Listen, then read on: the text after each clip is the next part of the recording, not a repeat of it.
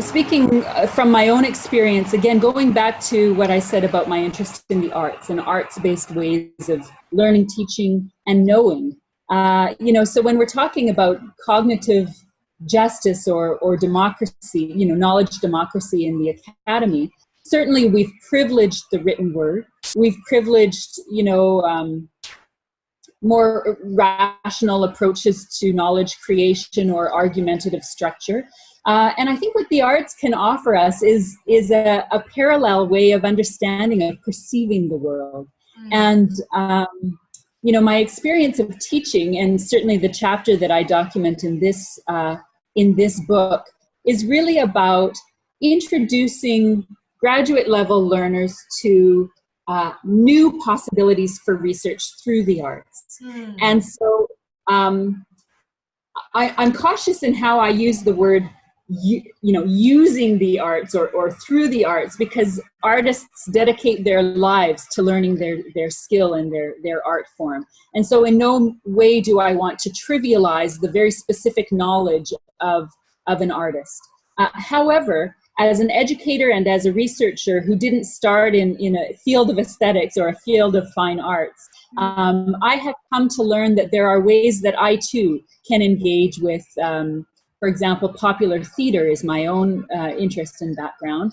I also use a lot of photo voice and image-based approaches to research. And I'm noticing the beautiful image that you have behind you. It's like I'm looking into the heavens above through the trees, right? You of the Northwest, yeah. Yes. I'll be there soon enough. And so in my own work, not only do I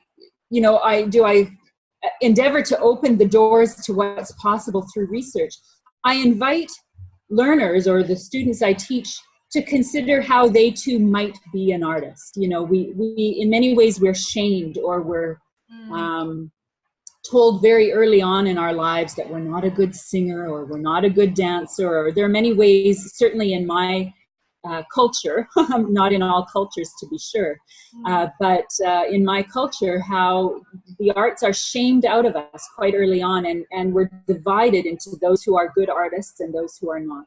And so I invite people to reclaim their artist identity, and I invite people to teach in the context of my classrooms, teach an art form. See it, it might be something they've never tried before, but just to start opening up that sense of play and the freedom to experiment with color or with words in new ways, or with song or with sound, or with, people have brought in a range of different traditions. I had an Inuit student bring in indigenous Inuit art forms. I've had people bring in theater, pantomime. I've had people bring in song and rhythm, percussion. We've had people have us build our own instruments and then record songs in the classroom based on the instruments that we've made ourselves. We've had people make circle, mandala, paintings, mask making workshops, and how putting on a mask allows us the freedom in some ways to experiment and take on different parts of our identity. And so I really endeavor to create a space where people can reclaim that artist identity, feel, if not safe, then at least safe enough to begin experimenting with different ways of approaching life, I suppose, and their research more practically. And this, to me, is related to your original question on knowledge democracy, in that we're trying to privilege different ways of knowing or different ways of embodying knowledge through the art. And, these ways are not,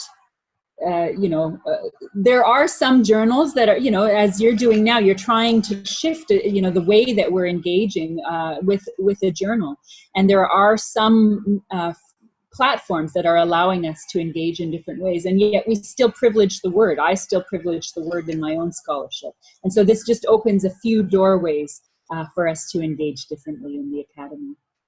Beautiful, beautiful. Well, I have so enjoyed meeting you for the first time. And my final question, if you happen to have reflections What do you think is the promise of your work, or more generally the work of action research, as we look into a new millennium? Right.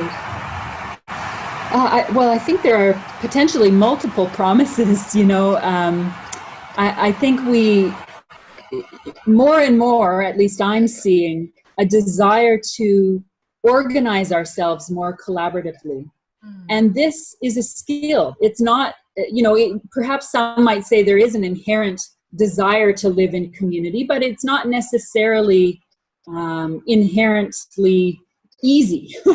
And so learning how to organize ourselves more collaboratively, make decisions more collaboratively, engage in relationships that are more mutually respectful, ethical, loving, and how community-based approaches to research and community-based approaches to learning and teaching, whether it's in the classroom or the community setting, I think can offer us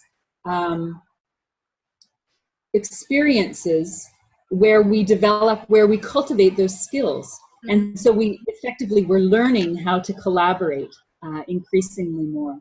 And I do believe, in particular, because of what I've learned from the Indigenous contributors to this particular book, I do think that there are knowledges that have been very intentionally and systematically wiped out of the academy, erased, and they have not been erased. I should clarify, they have not been erased, but despite the best efforts to do so.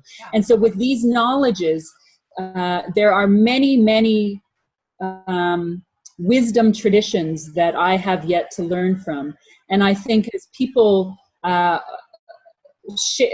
much as they are willing to share these knowledges with us in the academy and elsewhere, the 21st century will benefit from the resilience of these traditions that absolutely refused to die.